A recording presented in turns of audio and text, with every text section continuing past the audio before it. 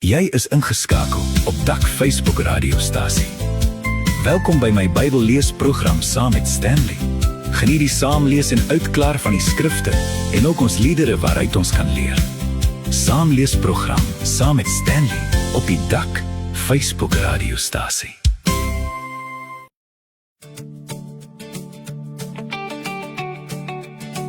Ek is gerus, ek wil sing.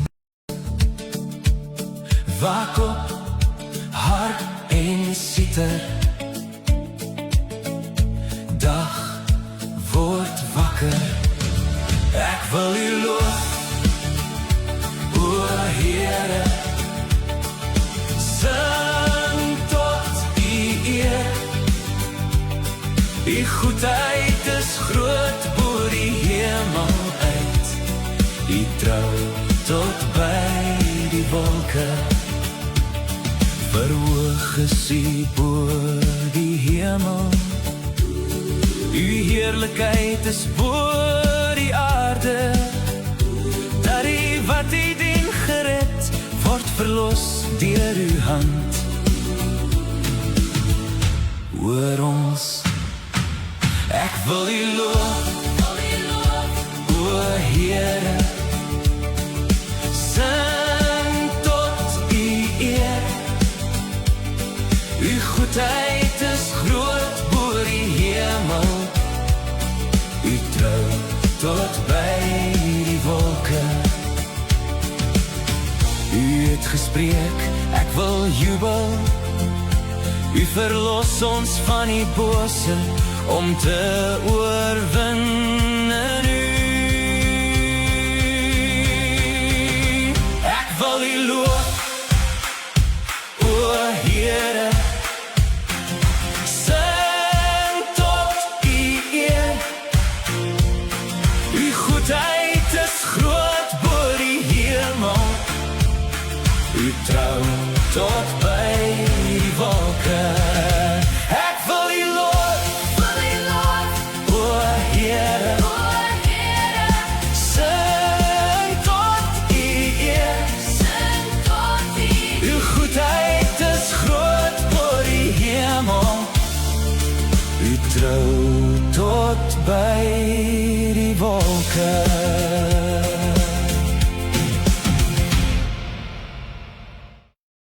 Goeiemôre en hartlik welkom. Jy is ingeskakel by die Dak Facebook radiostasie vanoggend. En wat 'n opgewondenheid om so uit die psalms 'n lied te hoor en die naam van die Here groot te maak. Nou hierdie is die stasie waar jy aanmoediging en bemoediging en lering kry om jou dag in te gaan, om die tyd uit te koop voordat jy hierdie dag kan ingaan. Nou ons program gaan vanoggend oor die lees van die Bybel en dan gaan ons ook na musiek luister. Wat 'n heerlikheid is dit nie om so die dag te kan begin. Ons hoor by ons luisteraars, hoor by ons broers, susters, gemeentelede, hoe jy jouself ook al wil noem en sien.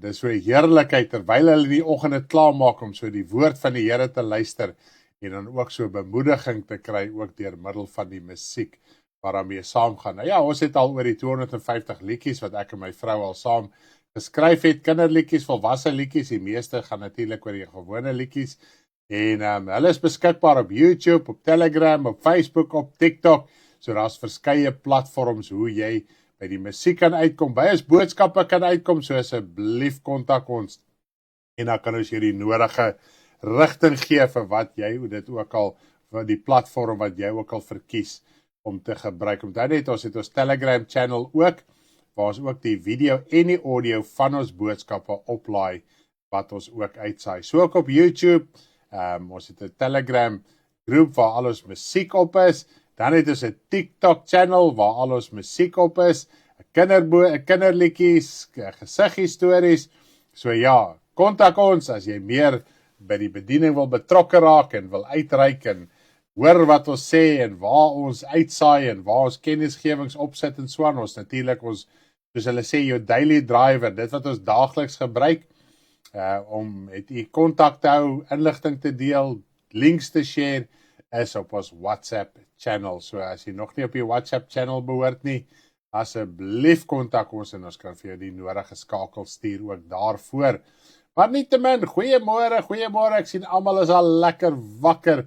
Party lê seker dalk nog in die bed en die ander is besig om gesig te was en te skeer en aan te trek, maar nietemin, jy's ingeskakel by die radiostasie van goeie nuus van ons Here Jesus Christus, dat hy opgestaan het uit die dood en die dood oorwin het, en so kan jy jou lewe en jou hart ook met hom regmaak, sodat jy ook vrede in jou siel kan kry. Ek lees gister weer so die skrif, dat hy het gekom, dat ons vrede in ons siel kan hê, jy wat vermoeid en belas is. Bring jou las na hom toe, en hy sal rus gee vir jou siel. Daai rus is Sabbat, dis die Hebreëse woord is Sabbat. So dis al wat Sabbat is, en in die Ou Testament het hulle dit gemanifesteer, week na week op feeste, Sabbat dae, fisiese dae, wat gegeld het volgens die Ou Testamentiese wet, wat hulle in elk geval nie volbring het nie. Jesus het gesê, nie as julle priesters volbring die fisiese wet nie. So ja, die mens wil gaan stilstaan by 'n Sabbat, by 'n spesifieke dag, jy moet daai dag kerk toe gaan. Dis nou 'n spesifieke dag, van dit is 'n Sabbatdag. Nee, dit is nie 'n Sabbatdag nie. Dis maar net nog 'n dag, van die woord van die Here leer vir ons. Ons het nie nodig om die een dag hoër te ag as die ander dag nie. Maar wanneer jy ware Sabbat wil hê, wanneer jy ware rus wil hê, dan moet jy na hom toe kom, wanneer die sonde en die wêreldse sorge, probleme veroorsaak onrus in ons. En in die Ou Testament het hulle die hele tyd gemanifesteer. Ja, ons kan dit permanent in ons hart hê. En as daai onrus kom, as daai ongeregtigheid kom, daai dinge wat jy so omkrap en ongelukkig maak, dit gebeur met elke kind van die Here, jy is nie uitgesonder nie.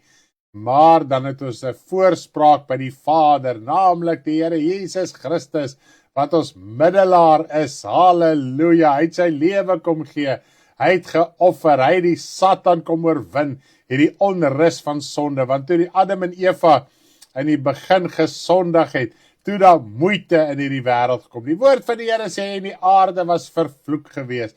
Selfs Noag se pa Lamech het gesê, die aarde wat God vervloek het. So hulle het verstaan, die sondeval het hierdie moeite vir 3 dorings en dussels na vore gebring. Dit het die hele biologiese samestelling, as ek dit so kan stel, van die oorspronklike perfekte hemel en aarde het dit verander. Sonde het kom bevlek, dit het alles kom verander.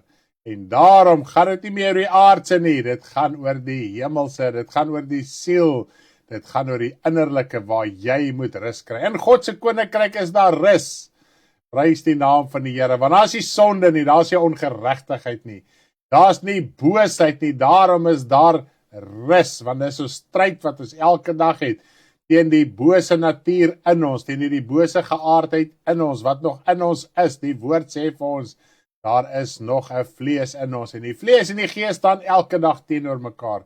Daarom kan julle nie meer doen, en mag julle nie meer doen, wat julle wil nie.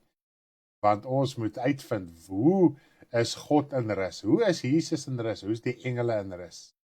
En ons moet by hulle uitvind. Ons idee van rus is om agteroor te sit en TV te kyk, of sport te doen, of te ontspan op 'n vleeslike manier. Die God se rus, en dit is waar ons as kinders van die Here ons gedagtes moet begin verander, ons hart verander, sodat jy kan verstaan, jy kort eintlik rus in jou siel. Jou siel is so groot, daai emosies wat jy ervaar, daai benoudhede, daai vrese, daai angste, is in jou siel gesetel. Die Here Jesus het vir ons geleer, alle booshede, en die oorsprong van die lewe, dit lees ons al reeds in die Ou Testament, oorsprong van die lewe is in die hart, daarom moet jy jou hart so mooi bewaar. Ja, loof die naam van die Here, lekker oggend vanoggend, het jy al 'n beker koffie, tee, wat jy ook al drink, ek het dan vanoggend vir my so weer 'n bietjie hot chocolate gemaak, hier so aan die dak Facebook beker, dis te heerlik die hot chocolate vanoggend. So nou en dan is 'n hot chocolate lekker, nou ja, oor die algemeen drink ek maar koffietjie, gou maar klein beker koffietjie in die oggend, en dis omtrent die extent van koffie vir die dag vir my. Nou ja, maar nietemin, ons is nog besig met Bybellees, ons trek al so mooi by Matteus 11, en ons gaan lees vanaf vers 1. Nou, ag moeder, my liefie, my poppie, sy is nog lekker snoesig in die bed. Maar sy's wakker. Sy lê nog net lekker snoesig daar in die bed. Ag, dankie vir julle gebede. Ek wil ook net namens Waldo en Deborah sê baie dankie vir julle gebede. Mama is by die huis, klein Boetie is by die huis. Ag, ek weet jy of julle op die channel gesien het. Ons het gewonder hoe gaan klein Deva Ney. Muis, ons bynaam is Muis. Ek het haar Muis gedoop van kleins af. Muis. En gewonder hoe gaan sy reageer, maar toe sy haar Boetie sien, dit is asof jy vir haar sak chocolates gegee het. Sy is uit haar vel, en gisterand, ons het nou so nog so rukkie daar gekuier, en gehelp, en ouma het gehelp, en alles bietjie uitgesorteer, en die stof net bietjie gaan lê. Ek kan vir jou sê, jy kan nie naby Boetie kom nie, daai sussie beskerm haar Boetie.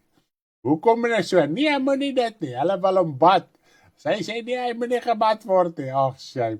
Ek wonder of hy nie nou te klein vir haar lyk dat hulle lyk of hy hom gaan breek of iets nie. Ai, maar sy so lief vir Boetie. Baie dankie vir julle gebede en ek wil vra dat julle vir Deborah bly bid. Sy het so 'n bietjie 'n nadraai van die keiser wat sy gehad het, noodkeiser. Sy is gesond, maar sy het 'n enorme kopseer wat sy sê kom uit haar rug en hy naald wat haar indruk om te spuit. So asseblief bid ook vir haar. Dames, julle wat deur hierdie dinge gegaan het, julle sal weet wat dit is. So asseblief bid ook baie ernstig vir haar, dat die Here haar sal genees, want sy sê sy voel perdfris en gesond, haar kopseer is net iets ondraagliks. Maar dit kom so uit haar rug uit, so dit is nie net 'n gewone kopseer nie. So loof die naam van die Here, ons gaan voortgaan, ons gaan die Here vertrou vir genesing vir Deborah, en ook vir jou, as jy siek is, as jy enige kwale, krisis het by die huis, ons gaan eers saam bid, voordat ons oorgaan na die Bybel lees. Hemelse Vader, ons wil vir u baie dankie sê vir die liefde, genade, barmhartigheid en heerlikheid. Hoe wonderbaar is die heilige, heerlike naam.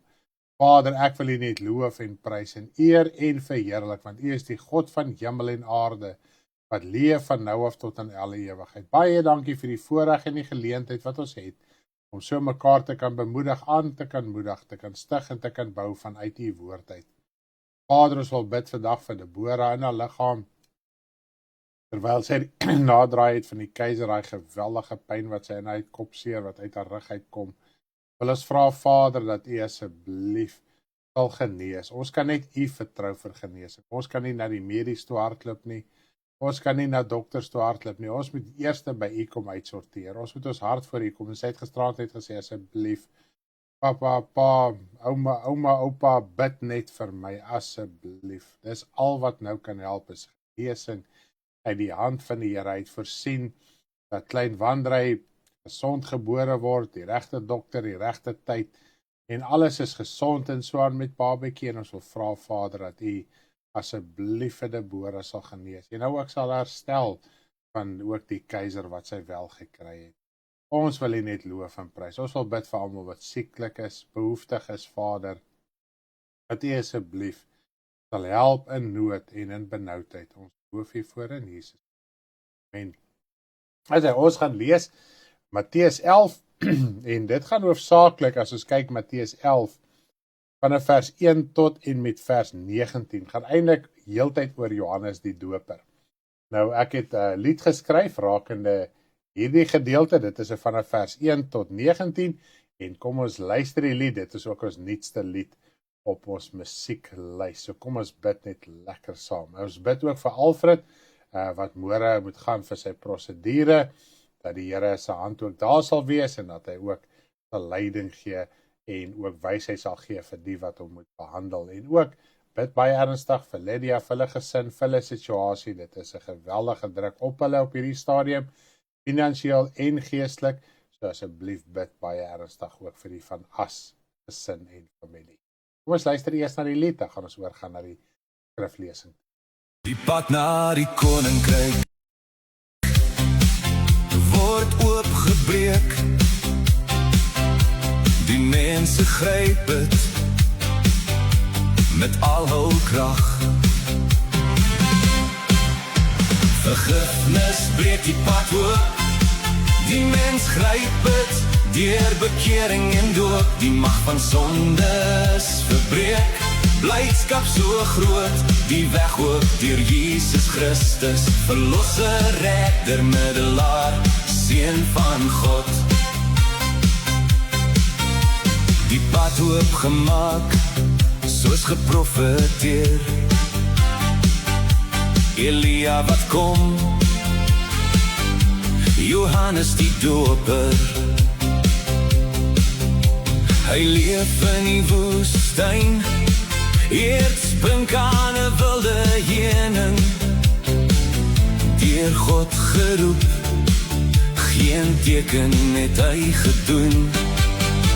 Vergifnis breek die pad oop, die mens gryp dit, deur bekering en doop. Die mag van sondes verbreek, blydskap so groot, die weg oop deur Jesus Christus, verlosser, redder, middelaar, seun van God.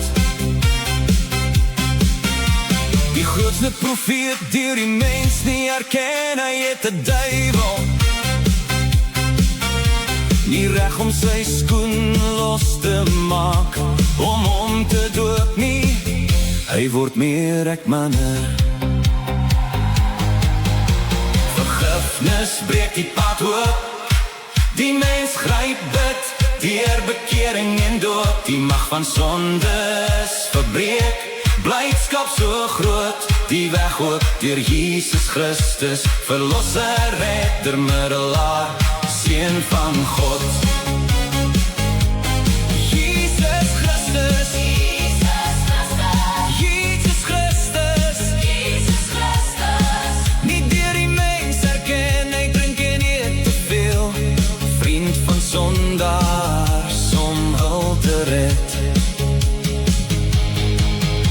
Vergifnis breek die pad oop, die mens gryp het, deur bekering en doop. Die mag van sondes verbreek, blydskap so groot, die weg oop deur Jesus Christus, verlosser, redder, middelaar, seun van God.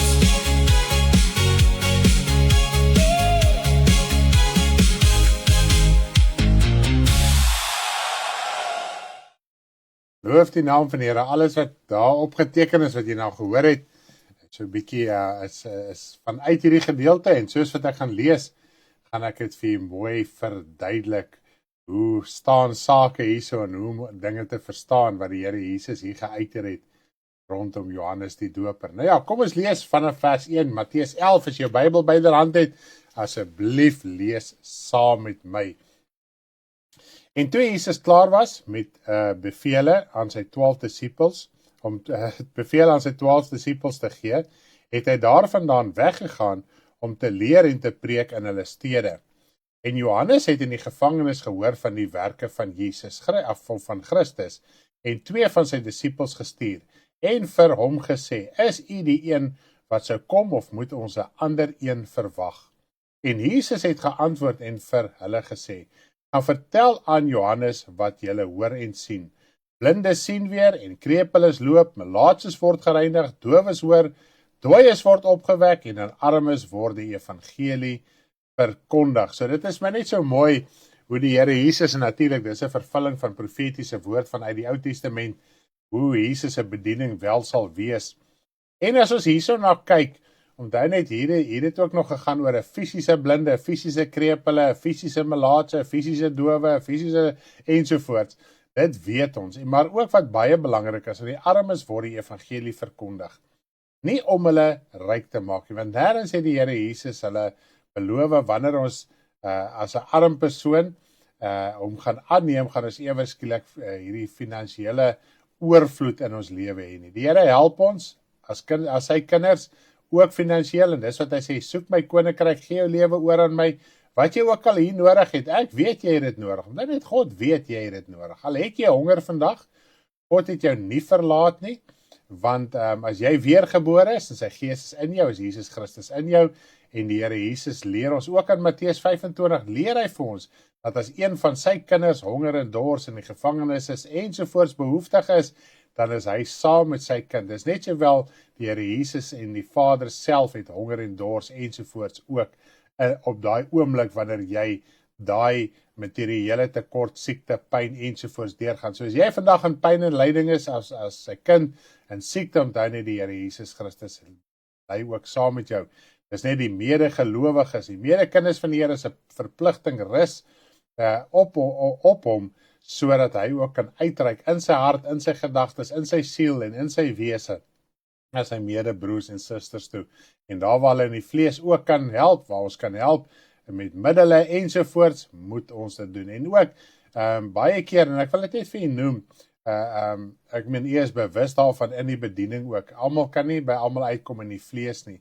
Maar terwyl u ook help met u gebede, en vir u wat wel ook finansiëel kan bydra, en ons kan by mense uitkom, ons kan besoek, ons kan verligting bring, ook in daardie opsig, is dit so goed, jy was daar, want jou hart loop saam met ons, en ek gaan nou 'n bietjie daar uitkom, hoekom ek daar geskryf het, jou hart moet saam met daai persoon wees.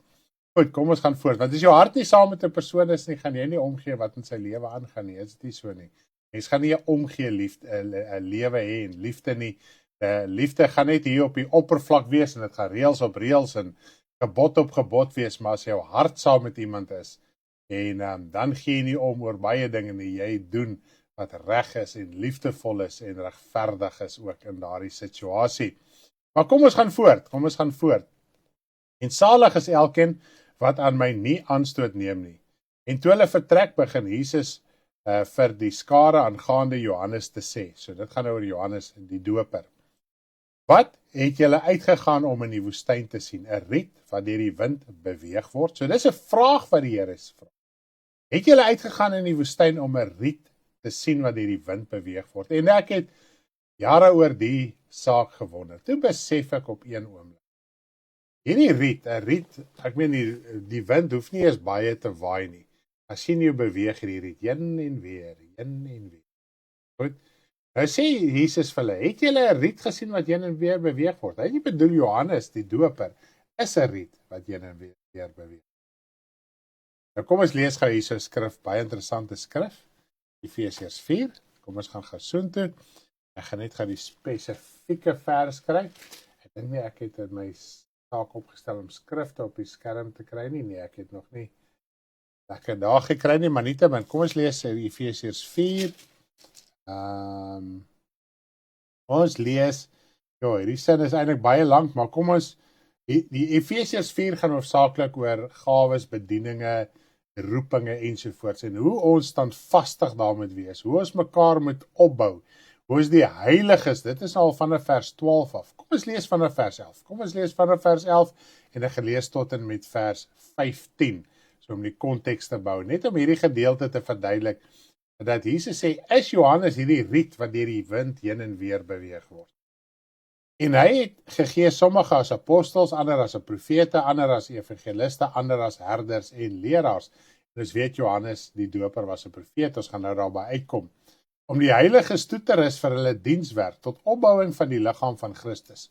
Totdat ons almal kom tot die eenheid van die geloof en van die kennis van die Seun van God, tot 'n volwasse man, tot die mate van die volle grootte van Christus. So hier sien ons die primêre doel van gawes en bedieninge is sodat ons mekaar moet toerus om standvastig en onbeweeglik te wees. Want jy het 'n spesifieke roeping. En weer eens sê ek en my vrou, ons ek wil nou nie die woord vertnies gebruik nie, want dan klink dit amper seker afbreekend, maar as al woorde wat ek nou in my gedagte kom. Ons staan nie stil by, is ek 'n profeet, is ek 'n apostel. Ons verstaan een ding, ons is diensknegte. Dis wat Paulus sê, ons verkondig onsself, ons as apostels verkondig onsself as diensknegte. So as jy 'n dienskneg is, gee nie om oor 'n titel nie, jy gee nie om oor status nie, jy gee nie om oor al hierdie fancy dinge wat die kerk mee besig is nie, want dienskneg is werk, en ek en my vrou verstaan werk in die evangelie, en ek glo, u verstaan dit ook so. So ons gaan nie, ons hou self nie op om te sê, okay, dis nou my spesifieke roeping nie, my roeping is dienskneg. Goed, en dit is, as jy dit kan verstaan, maak nie saak, wat se gawe jy bewuslik besef jy het nie, dit moet altyd in 'n gesindheid van 'n dienskneg uitgeleef en uitgedra word. Kom ons lees vers 14, sodat ons nie meer kinders sou wees, nie soos golwe geslinger en heen en weer gedryf word, deur elke wind van lering, deur die bedrieëry van mense, deur sleeheid om lustigheid tot dwaling te bring, maar terwyl ons in liefde die waarheid betrag en alles sou opgroei in hom wat die hoof is, naamlik Christus. So hier sien ons, as jy standvastig is, as jy opgebou is, in liefde, die waarheid betrag, die waarheid oordink, want as mense wat in sleet met bedreerye kom, en dit is waar ons as kinders van die Here heen en weer geslinger word. Ons is nie standvastig nie. Die ou se lering kom verby, die ou se opinie kom verby, selfs wêreldse mense se opinies kom verby, dan word ons heen en weer geslinger. Nou kom ons kyk na Johannes die Doper se lewe. Hy was standvastig. Hy was nie deur die wind heen en weer geslinger. Hy het sy roeping en verkiesing vasgemaak. Hy het hom nie gesteer aan die vervolging nie, hy het hom nie gesteer aan wat mense om hom sê nie, net soos die Here Jesus. Die oomblik as jy begin steur aan mense, dan wyk jy van die waarheid af weg. Dan net, jy moet liefdevol wees, jy moet bedagsaam wees, jy moet altyd die een hoër ag as die ander ensovoorts. Maar hulle opinie mag nie jou geestelike lewe beïnvloed nie. Maak nie saak wat hulle doen of sê nie. En dit is wanneer 'n mens standvastig en onbeweeglik is. Dis wat die woord ons leer. Nou Johannes die Doper was so 'n standvastige profeet. As hy nie so standvastig was nie, sou hy nie die roeping kon uitgeleef het wat God hom voor geroep het. Hy het in die woestyne gelewe, daar het hy sprinkaan en wille heuning geëet. Dit lees ons op ander plekke in die skrif.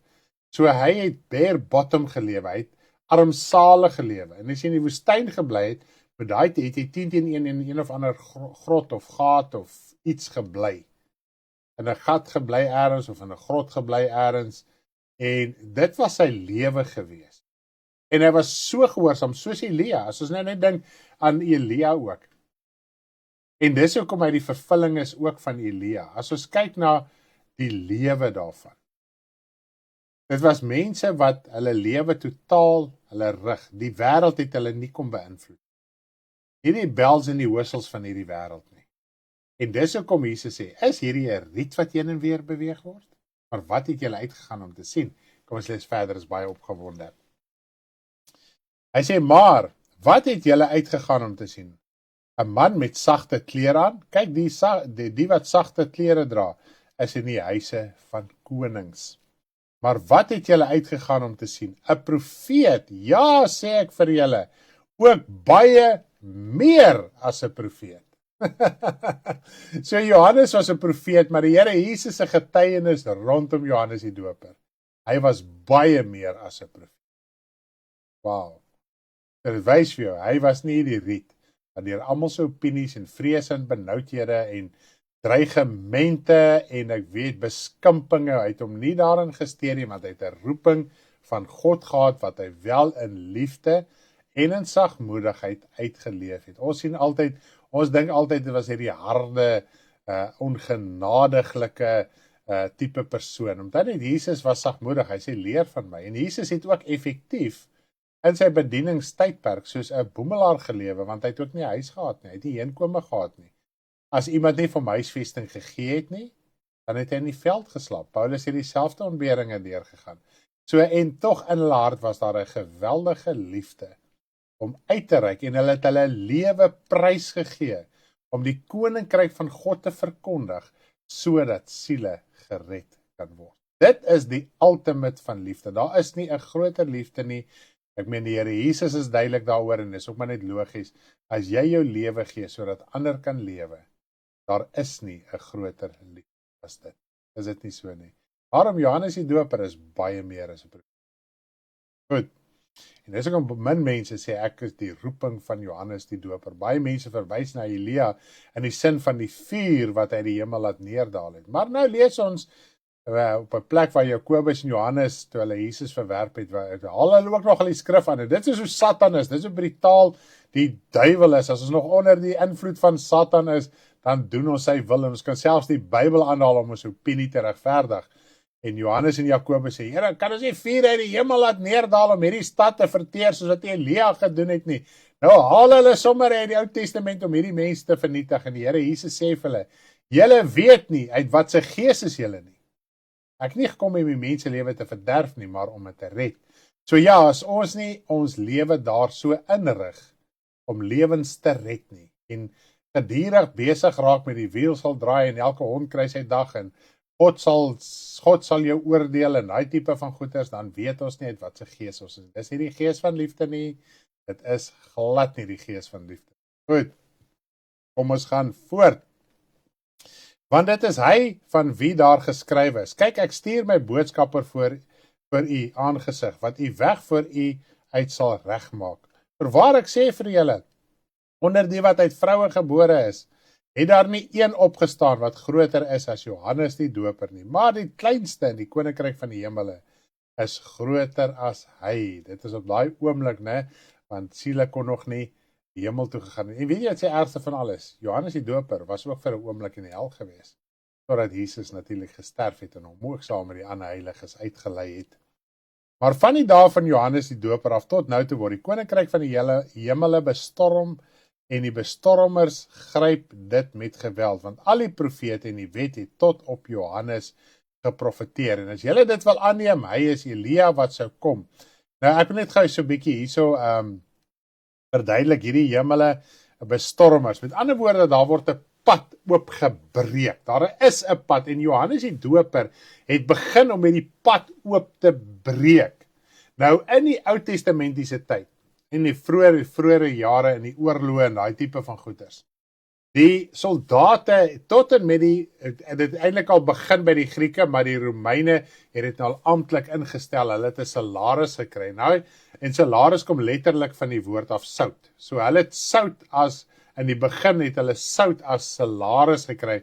So waardevol was sout gewees, maar toe uiteindelik het dit oorgeskakel na fisiese geldstelsel toe. Nou dit is waar salaris vandaan kom, maar oor die algemeen het soldate nie salaris gekry nie. Hulle het nie 'n pay gekry nie. Hulle het nie 'n soldij gekry nie. Eers met die Romeinse koninkryk het dit werklik waar amptelik begin inkom. Nou wat gebruik het, dis hoekom daar's baie keer sulke mense, soldate gemotiveerd was om 'n spesifieke land of stad in te neem. Want nou gaan hulle om daai stad te beleer, om daai stad in te neem. En whatever, as hulle die stad ingeneem het, whatever hulle daar in die hande kan kry, as byt, goed, kan hulle vir hulle self vat, of dit nou 'n staaf goud is, of dit nou geld is, so hulle het met alle krag en geweld, as daai deure geval het, so hulle het hom bestorm, hulle het 'n pad oopgebreek tot op daardie punt toe, en dan wat ook al daar is, dit was hulle pay, dit was hulle beloning gewees.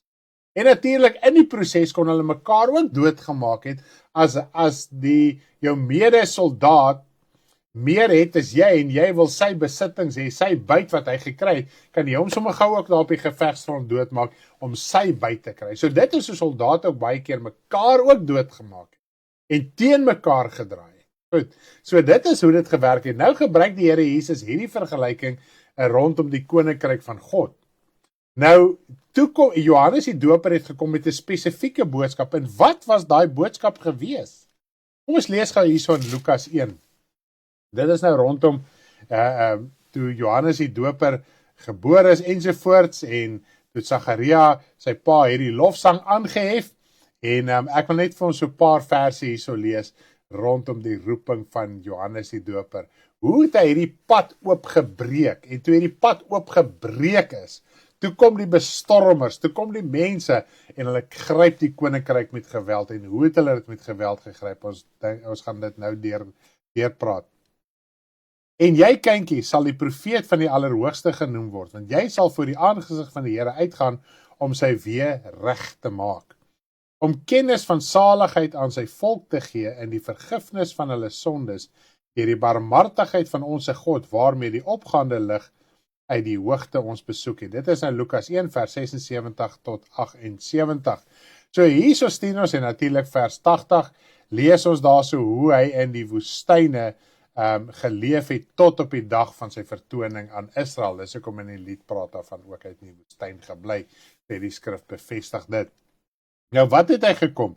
Hy het die kennis van saligheid aan die volk tot vergifnis van sondes kom bring. En die Here Jesus sê, hierdie is baie meer as 'n profeet. Want hy het iets kom verkondig wat in die Ou Testament onbekend was. Jy kan ewe skielik vergifnis van sondes kry, van so 'n aard dat jy die koninkryk van God kan ingaan. En wat was sy primêre prediking? Die praktiese gevolg of toepassing van sy roeping wat oor hom geprofeteer is. Dit lees ons nou hierso in Markus 1, jy kan lees vanaf vers 1 af, ek gaan lees net vers 4 en 5 lees, want vanaf vers 1 en 2 praat van hoe hy kom ons lees vanaf vers 1 af, Markus 1 vanaf vers 1 tot 5. Die begin van die evangelie van Jesus Christus, die Seun van God, soos geskrywe is in die profete. So hier sê hy, waar is die begin van die evangelie van Jesus Christus? Waar het dit begin? Goed, nou verduidelik hy vir ons waar die bediening, die koninkryk van God, die werkinge wat Jesus Christus kom openbaar het, dit wat hy kom verkondig het, dit wat hy kom vir ons nalaat het, waar het dit begin? Ok, die begin van die evangelie van Jesus, soos geskrywe is in die profete, kyk, ek stuur my boodskapper voor die aangesig wat die pad vir u sal regmaak. Die stem van een wat roep in die woestyn, berei die weg van die Here, maak sy paai reguit. So Jesus se bediening het begin by Johannes die Doper wat begin die pad regmaak. En hoe het hy dit begin regmaak? Deur die kennis van vergifnis van sondes aan die mens te verkondig. Want alleenlik vergifnis kan jy uit die hel uit kry. En dis hoekom Jesus hy gesê het dat Johannes die Doper is die grootste profeet, want hy die eerste keer 'n boodskap kom verkondig wat jy uit die hel uit kan kry. Goed. Ja, vers 4, Johannes het gekom en was besig om in die woestyn te doop en die doop van die bekering tot vergifnis van sondes te verkondig. En die hele Joodse land en die inwoners van Jerusalem het uitgegaan na hom toe en almal is deur hom gedoop in die Jordaan met belydenis van hulle sondes. So as jy bekeer het en het jou sondes bely, dit is wat hy sê, dit is hoe jy vergifnis van sondes kry, alleenlik deur die bekering en belydenis van jou sondes. En soos wat mense dit gedoen het Johannes die Doper hulle gedoop, maar die Fariseërs en die Sadduseërs wat op 'n stadium na toe gekom het die godsdienstige leiers wou net gedoop word, om die toorn wat aankom is te ontvlug, en dis wat ons presies in ons Christelike kerk kry. Hoeveel is werklik waar het hulle harte vir die Here gegee, is werklik waar weergebore, het werklik waar hulle lewe met die Here reggemaak. Deesdae word daar net gepreek kom doop, sodat jy kan hemel toe gaan. As 'n mens daai mentaliteit het, as 'n mens daardie denke het jy presies dieselfde denke as die Fariseërs en die godsdienstige skynheilige leiers van die Ou Testament. Nou Johannes die Doper het natuurlik geweier om hulle te doop, en hy het vir hulle gesê, hierso in Matteus 3, kom ons lees net hierdie paar verse, Matteus 3 vanaf vers 6 tot en met vers 8. En hulle is deur hom in die Jordaan gedoop met belydenis van hulle sondes. So hier sien ons, voordat jy jouself gaan laat doop het, moes jy sonde bely het, jy moes jou ingrypend bekeer het. So dit het hand aan hand gegaan. Mense word net gedoop. En hoe kan 'n babatjie sy sondes bely? Dis onmoontlik. Hoe weet 'n klein kind van sondes? Dis onmoontlik. Goed. Maar toe hy baie van die Fariseërs en Sadduseërs na sy doop sien kom, sê hy vir hulle, addergeslag, wie het julle aangewys om te vlug van die toorn wat aankom is? Dra dan vrugte wat by die bekering pas. Wat is addergeslag? Satan se geslag. So as 'n mens voel die doop is jou bekering, en jy moet nou gedoop word, en baie mense, omdat hy klaar gedoop is, rus op sy laurere, ek is gedoop, ek kan lewe soos ek wil, ek gaan hemel toe. Maar nou sê hy gaan dra die vrug wat by die bekering pas. Dra die vrug wat by die bekering, omdat meeste mense hulle eintlik nie eens bekeer nie, of hulle sê hulle het hulle self bekeer, en toe gedoop is, maar daar was nooit 'n hartsbesnydenis nie, want ons kan God nie 'n rad voor die oë draai nie. Ons kan God nie bedrieg nie. Hy sien of jy dit werklik waar bedoel het of nie. Nou voel ons nie, nou is ons reg, want ek het 'n gebed agter iemand aangesê, of ek het dit nou maar net gedoen, sodat daai persoon my gedoop het. En ek wil net gou vir iets sê. As ek vir iemand sal vertel, 'n gelowige en ek wil nou graag gedoop word. Ek hoor nou die doop, en ek hoor nou al hierdie valse leringe rondom die doop, en ek neem dit aan as ek gedoop is my saak nou, okay? En ek sê vir 'n prediker, of 'n bedienaar, en baie keer sal God dit nie eens openbaar nie. Ek het my bekeer, en daarom moet ek gedoop word. En hy persoon gaan goedsmoeds en hy gaan doop jou, want hy neem aan jou getuienis is waar. As jy dit nie van harte gedoen het nie, en jou lewe is nog dieselfde, voor na jou bekering soos voor dit, het jy vir God gelieg. Dis soos Ananias en Safira wat vir die gees van die Here gelieg het. Dit kom uit, dis die addergeslag. So maak dit in jou hart vandag vas. Het jy werklik waar jou hart vir die Here gegee voor jy gedoop is? Of het jy dit maar net gedoen omdat jy dit gehoor het, dit is hoe dit werk? Anderste. En dan het God sê op een plek, hy sê as ons verdraaid is, sal hy hom ook verdraaid aan ons openbaar maak. So God gaan nie altyd vir die prediker of bedienaar of wie ook al wat jou gedoop het, wys jy het dit bedoel of jy het dit nie bedoel nie. Jy staan voor God. En jy moet besluit, is jy deel van die addergeslag? Wat lieg en bedrieg en voel, wel, ek moet nou net gedoop word as my saak, okay? Want die vrug na jou doop, die kernvrug, wys nie dit wat jy bely nie. En dit is wat hier gewaarsku word. Dit is wat Johannes die Doper hier besef het. En dis hoekom Jesus gesê het, hy is nie 'n riet wat heen en weer beweeg word nie. Hy was standvastig. Hy het gesien, hierdie ouens kom net om gedoop te word. God het dit wel aan hom geopenbaar. En hy het verstaan daar met 'n bekering plaasvind. Sonder belydenis. Anders dan gaan doop ek jou nie. Jy gaan nie net kom om gedoop te word. So as ons kyk na dit alleen, dan kan ek vir julle sê, bykans amper 100% van hulle wat in die Christelike wêreld gedoop is, val eintlik in hierdie kategorie. En dis eintlik skrikwekkend. Nou troos die mense hulle self daaraan, ek is gedoop, ek is alright. Jy is nie alright nie. Is daar 'n vrug wat by daai bekering pas? En as jy dit van harte bedoel het nie, beteken dit jy het nie die gees van die Here ontvang nie. So nou probeer jy uit jou eie krag godvrugtig lewe. En dit gaan ook nie werk. So maak dit in jou eie hart uit. Nou sê Jesus, hy is Elia wat sou kom. Nou in die Ou Testament is daar geprofeteer dat Elia gaan eers kom. Nou wanneer ons kyk en dit is 'n groot debat, het hulle vir Johannes die Doper gevra. Hulle het nou natuurlik afgevaardiges daar na Johannes die Doper toe gestuur. En dit my net altyd getref om te dink, Johannes die Doper was eintlik hierdie boemelaar gewees.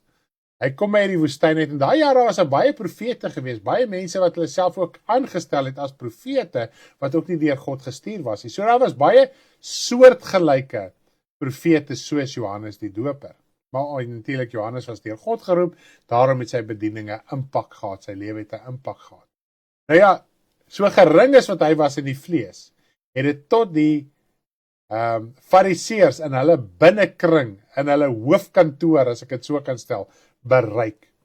En sy boodskap was so ernstig, dat het hulle bekommerd gemaak het. Hoorie so, en dis ook hulle gedink, okay, kom ons laat ons doop, want hulle het iets gehoor van 'n doop. En hulle het ook na Johannes die Doper toe gestuur. Wie is u? En hy het ontken toe hulle hom gevra het, is u die profeet? Of is u die Christus? Toe het hy dit ontken. Al wat Johannes die Doper geweet het, is hy met die pad reguit gemaak. Hy het nie omgegee, is hy nou die vervulling van Elia, of nie die vervulling van Elia, ensovoorts nie.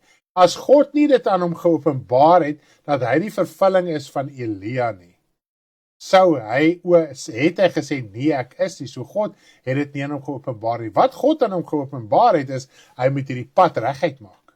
Hy moet bekering en vergifnis en sonder belydenis verkondig. Dis wat sy roeping was. Maar Jesus getuig en sê, dit is die geprofeteerde Elia wat sou kom. Nie dat Elia uit die hemel uit teruggekom met aarde toe nie, dis met dieselfde gees.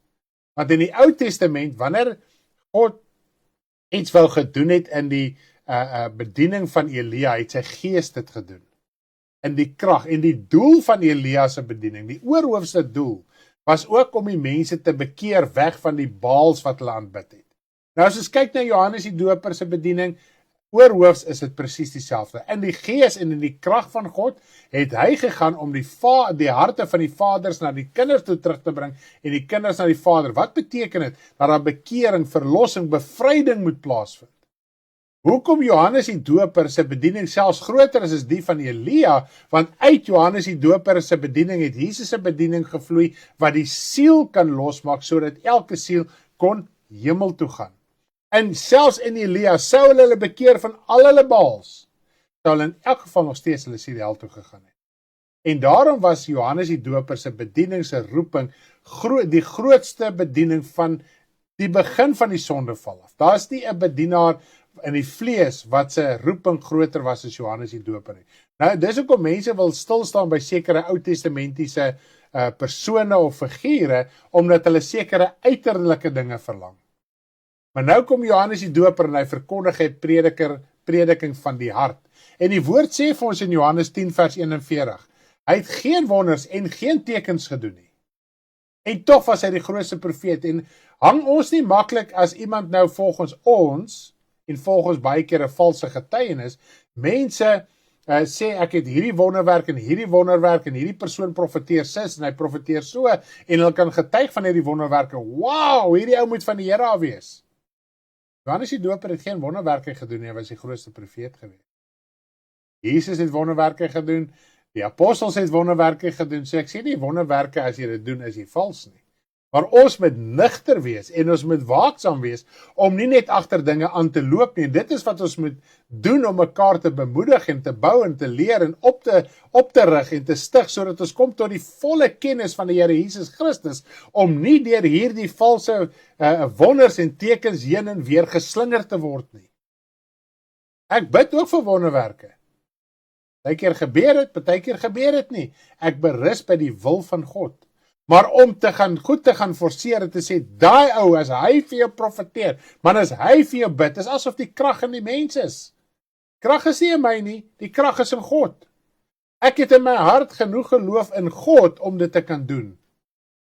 Maar as dit nie sy wil is nie, gaan hy dit nie doen nie, en ek kan dit nie van hom af forceer en sê, kom na my toe, ek sal vir jou woord van God gee, en ek sal vir jou bid, en jy sal gesond word nie. Ek mag dit nie doen nie. Ek moet 'n dienaar wees, ek moet by God gaan hoor, is die saak so, ons kan net voor hom pleit, en hom aanroep, en as dit sy wil is, sal hy dit bewerkstellig.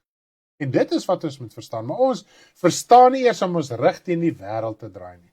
Ons verstaan dit nie eers om die vrug van die bekering op te lewer nie. Dan wil ons skeieregter wees rondom die wil van God. Dan wil ons maklik uitlatings maak. Dis die wil van God, dis die wil van God. Hoe weet jy dit? Ons het partykeer nie 'n behoorlike verhouding nie. Ons kan nie eens die wêreld af lê nie.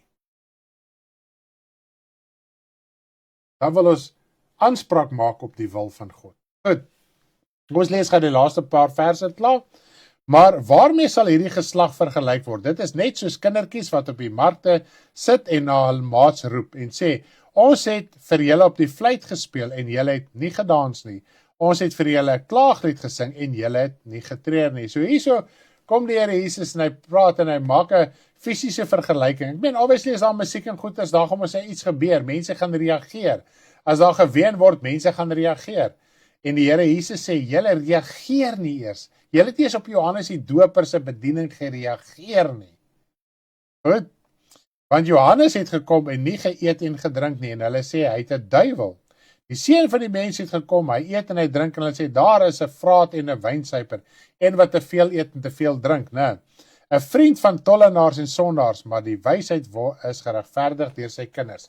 So as jy sy kind word die wysheid van God geopenbaar, en so word God ook geregverdig, soos wanneer ons sy kinders word. En elke kind van hom openbaar die geregtigheid van God. Nou ja, hierso kan ons uit sien, maak nie saak hoe jy jou lewe inrig nie. As jy standvastig en onbeweeglik is, sal iemand een of ander valse ding teen jou gooi. En dit is waar jou geloof, jou verhouding van God jou moet sterk hou en laat staan dat jy nie soos 'n riet heen en weer beweeg word. Is dit nie amazing om bemoediging so te kry vanuit die lewe van Johannes die Doper en so ook uit die lewe van die Here Jesus Christus? Hulle sê hy's 'n wynsuiper en 'n vraat, omdat hy net geëet en gedrink het. Natuurlik, ons weet, daar's leringe wat hierdie saak heeltemal uit verband uittrek, om hulle self te regverdig om te drink. Nou ja, dis nie wat die woord sê nie. En Jesus was by die tollenaars en die sondaars, hoekom? Om saam met hulle te partytjie, want dit is natuurlik die aanname. So jy gaan kuier by die sondaar, en ons weet, daai jare, die wyn was in oorvloed. Wyn was so normaal in huise soos water. En by gesellighede, mense was dronk, en Jesus was by daai partytjies.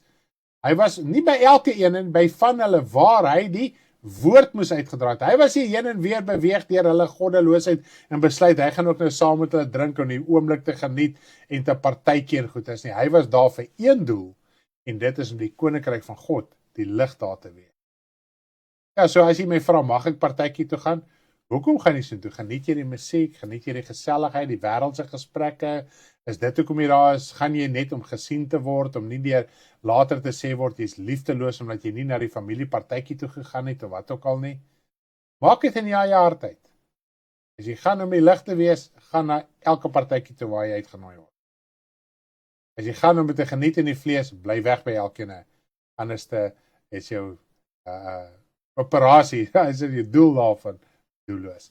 So ek hoop jy kan dit so verstaan, en ek glo en vertrou jy kan dit so verstaan. Ek gaan hierby afsluit, ek gaan hierby volstaan, as dit die wil van die Here is. My vrou gaan van môre, van vers 20 af, gaan sy vir ons lekker daar so deurlees, en ons gaan saam met haar gesels, saam met haar kuier, by haar Bybelleesprogram môreoggend. Baie dankie vir julle liefde en omgee, en ek gaan afsluit met 'n lied. Dit is eintlik iets van ons vorige hoofstuk, en ek wil hê julle moet ook mooi daarna kyk, en dit in julle harte ook so die naam van die Here verheerlik. So ek gaan die Afrikaanse ene speel, en dan gaan ek ook die Engelse weergawe van hom speel, maar dit kom al reeds uit ons vorige hoofstuk, net as 'n reminder wat ons in die vorige hoofstuk gelees het. Lekker dag vir julle, lief vir julle, bye bye.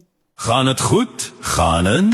Vrede vir die huis, vrede vir die stad, so skape onder die wolwe, wees versigtig, opreg, vrees nie, God gee wyse woorde, die Gees wat spreek, gaan vat nie geld, klere en staf, die arbeider is sy loon werd, so skape onder die wolwe, wees versigtig, opreg, vrees nie, God gee wyse woorde, die Gees wat spreek, vervolg gehaat, vlug gaan voort volhard, tot die einde, so skape onder die wolwe, wees versigtig, opreg, vrees nie, God gee wyse woorde, die Gees wat spreek, alles openbaar, kom aan die lig, vrees om wat die siel red, julle is meer werd as mossies, God sorg voorsien, so skape onder die wolwe, wees versigtig,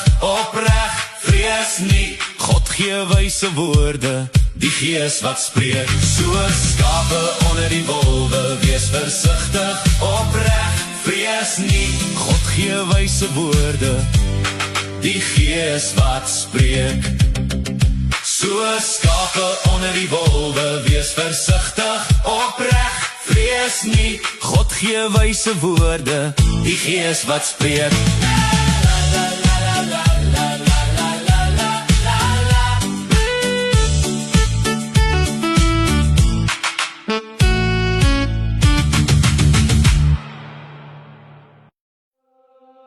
Are you well?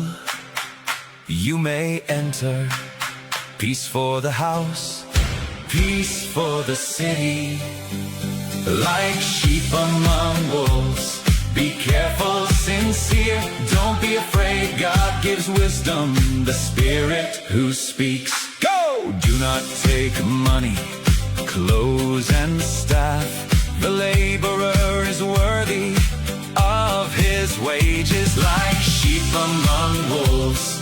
Be careful, sincere, don't be afraid, God gives wisdom, the Spirit who speaks. Persecuted, hated, flee, continue, endure to the end. Like sheep among wolves, be careful, sincere, don't be afraid, God gives wisdom, the Spirit who speaks. All things revealed come to light, fear Him who saves the soul. You are of more value than sparrows, God cares, provides, like sheep among wolves. Be careful, sincere, don't be afraid, God gives wisdom, the Spirit who speaks. Like sheep among wolves, be careful, sincere, don't be afraid, God gives wisdom, the Spirit who speaks. La la la la la la la la la la la.